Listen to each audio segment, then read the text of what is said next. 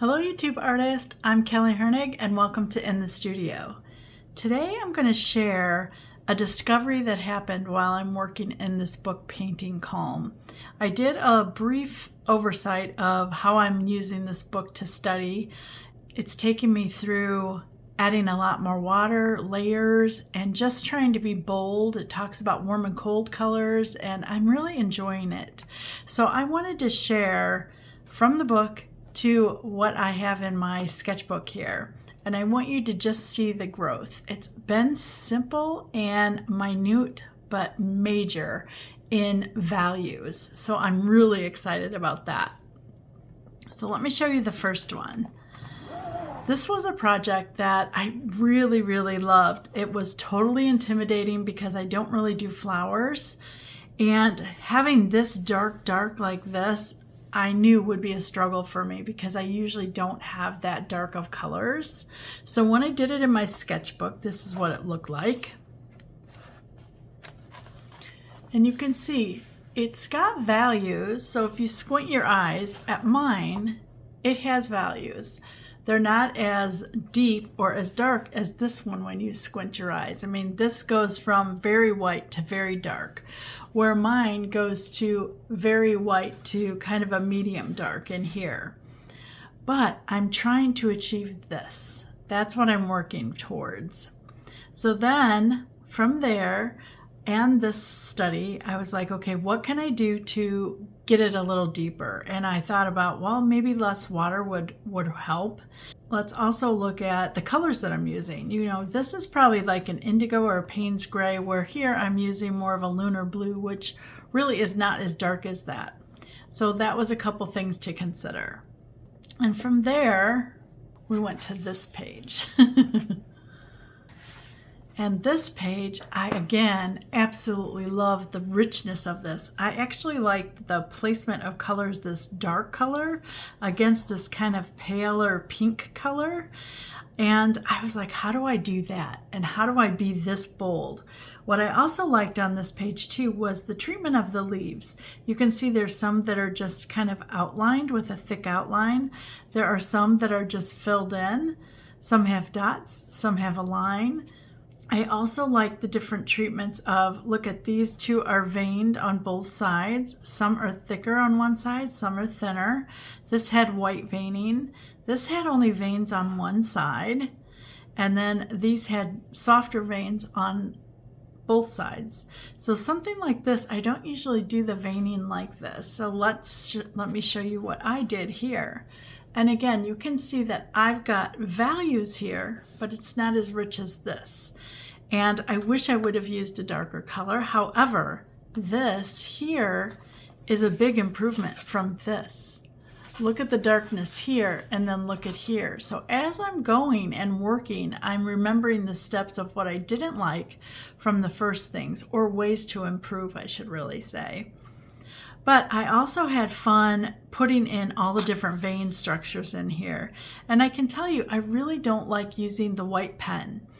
I'm using the Uniball Signal pen, and it gives me really great lines, but they're too consistent.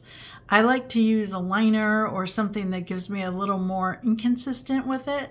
So I find that I'm kind of fighting this kind of solid line. And from here, I was like, okay, what can I do next to give me kind of a better feel on more darkness? So this was our next study here, was this page, this grouping of flowers. Let me bring you up close so you can see that. I was really intrigued by these flowers because I actually have the pods of these. These are just thistle pods. And I love the way that the darkness is there. Look how dark those are. Let me see. And then you see the airiness of the little twigs underneath. I really like that. So when I went to do this in my book, I remembered everything that I talked about from this to this. And I'm like, okay, how do I approach this to get it that dark this time? And this is what happened inside of my sketchbook. Now when I put the darks down, I started with this lavender color to kind of get me used to it. And then I put this dark here. And when I did it, I actually held my breath. I was like, oh, what just happened? It was one of those moments. And I absolutely love that darkness. And then I went on to add a little more grayish color because I knew that I wanted it to look prickly because the actual seed pod is very prickly. It's got like almost like thorns, even though it's not thorns. It's just the thistle pod of it. And then I did that first, and then I let it dry, and then I did these little swooping areas underneath. Now here was me as I was doing this. First of all, I'm holding my breath. I'm so excited about the values that I got up here because it is the darkest that I have in the book so far. And I'm like, please don't screw it up. Please don't screw it up. I know you've never said that to yourself as you're working, right? So when I did this, I was just like, okay, you're just going to do it like a Band-Aid when you pull it off real fast just to get it done. So what I did was I started with the lavender and I just kind of made a few strokes, and then I went with a little darker, and then I pulled my stem down. And as I was doing it, I knew I didn't want it to be as dark as this because right here is like the superstar moment right there. This is just kind of like the supporting cast. So think about it. It's just kind of holding it up and letting it be shown in all of its glory there. So I didn't want to compete with that. So I want to actually show you how I did this because the texture that I got was so cool on there. I mean, you can see hers are more solid. But remember, one of the things this year that I'm concentrating on is leaving more white of the paper because I usually like to see the white in there. And you can see that I left quite a bit of white paper in there. And that gave me the airiness, the prickliness of the like almost sticker texture. So I'm going to show you this, and I'm going to use 3 colors. I'm going to use lavender. I have a Payne's Gray, and then I have a color that is like a haze pink from Schminky, which gives me this kind of mauve-y purple. I'm bringing over Handmade Sketchbook here, and I'm just going to draw a little thistle shape for myself. I'm going to do it kind of big because I want you to see the texture here. So I want you to just think of kind of a pointed oval. It's kind of what it is. Just going to add it here.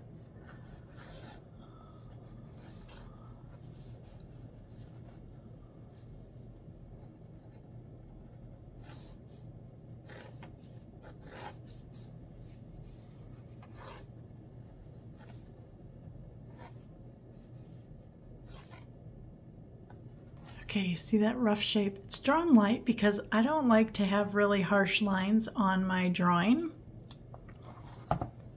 And I am going to be using my Princeton Aqua Elite, the long round number 8, because it has this beautiful point on it. I'm gonna bring it up closer so you can see it. Now here's what I want to tell you. You cannot get too dark. In order to get that really deep richness that I somehow magically achieved, you just need to put it on there and not worry about it. So I'm going to start with my lavender color. And when I'm working it, I want to work kind of adding sticker points. So I'm kind of going to go with pointed strokes, not long strokes. So you see that I'm not doing this kind of thing. I want those points to show. And look how much color is on here. There's a lot of color.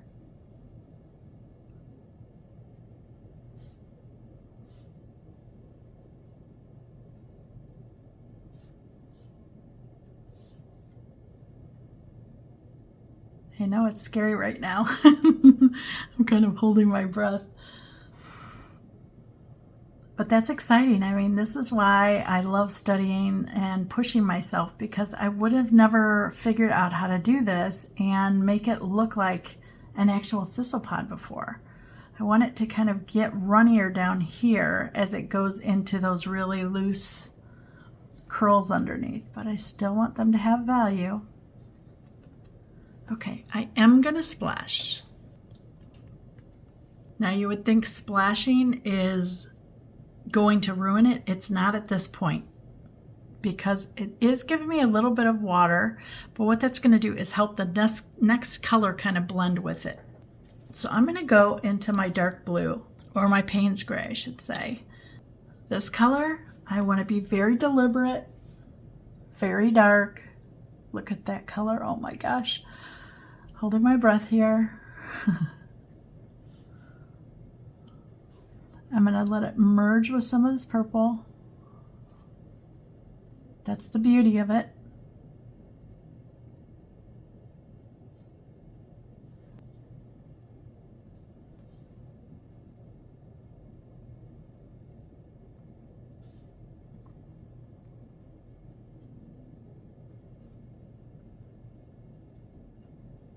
Are you seeing how they're kind of coming together to form really something beautiful?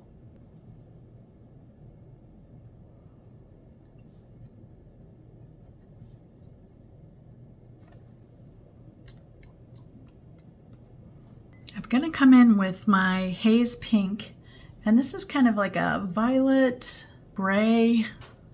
It's in between the two of those, but it adds kind of a nice muted color. You can see right there. Do you see how just, it's kind of a nondescript color, but yet it's in the same family, and it does really beautiful things to this. It kind of makes them come together.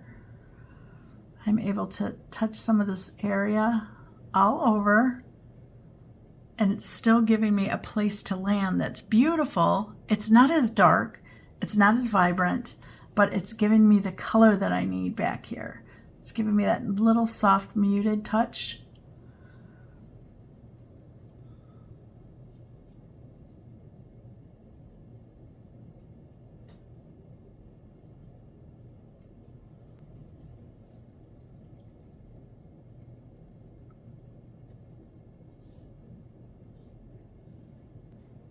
I can see that I need a big blue space over here. So I'm going to go over here, just kind of fill this in where I want it so that I'm leaving room for that dark blue in this area. I want to kind of get some of this haze pink in here.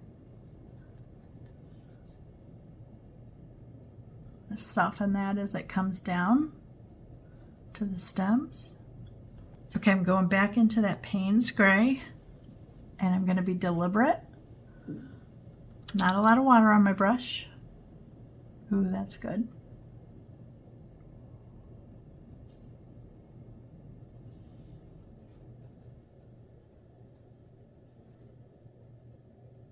I'm not even blotting it on my palette. I'm just going directly from the paint onto my paper. In that area here, I want to add some lavender, because you see I've got lavender on the outside but none in the middle. So let's just add a little bit in here.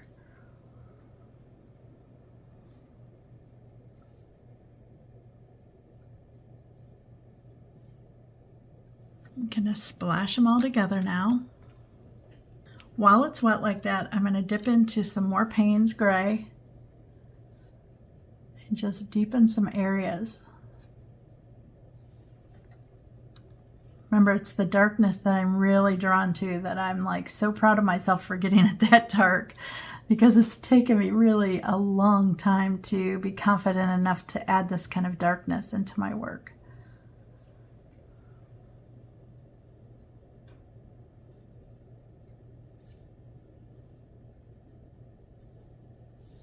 Okay, I'm squinting my eyes now, and I've got nice values everywhere. I need a little bit of haze pink here. Right in here. Just it's a lot of the same, so I want to just dull it down a little bit in there. Okay. So what I'm going to do now is grab some of that lavender and a mix of the haze pink. So I've got lavender here, and I'm going to just mix some of that haze with it. A little bit of water, staying on the tip of my point.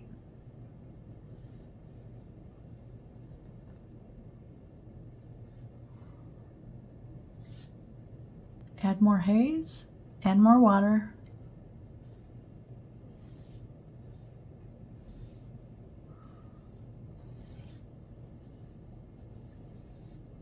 Definitely gonna splash.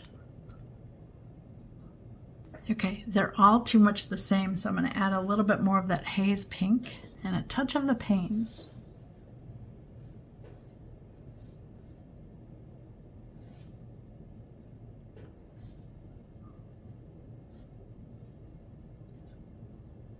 Okay, I'm going to add a little spot here. I need some lavender. Nothing should compete with that, so I need this to be a little more watery.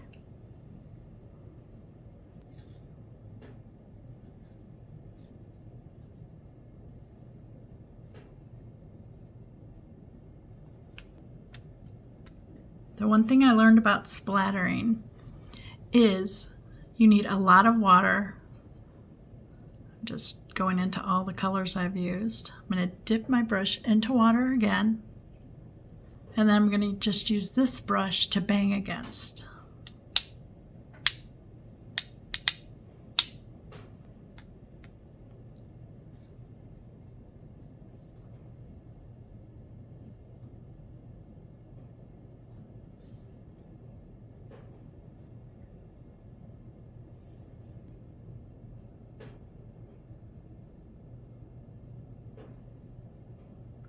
Touching in with some paints to get it really nice and dark in some of these areas here. And that is how my breakthrough went. Just taking small little steps, trying to keep it in my head what I wanted, which was definitely dark, dark, dark, but yet a nice blend of colors.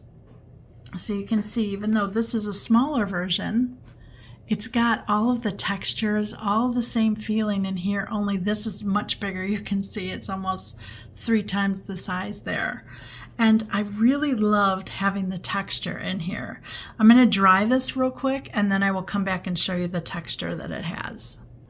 So here is my finished thistle. Let me bring it up so you can see it. Now I want you to really pay attention to the darks here, how some are so strong, but then some, when I splash with water, they kind of soften a little bit.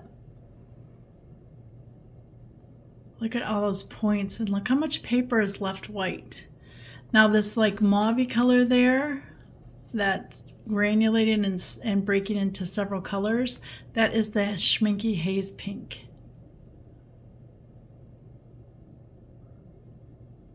I love this area right here. I just think that's so pretty.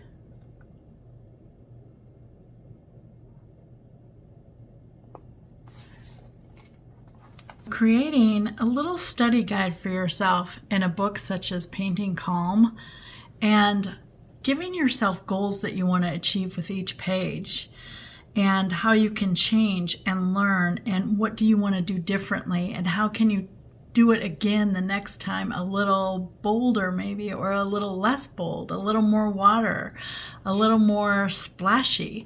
I've been enjoying all of it, and it's pushing me to really get excited about what's next for me, because I would have never thought that I could get that dark in watercolor. And when I did it, I was just so amazed with myself. I know that sounds kind of weird, but I never thought that I could go that deep.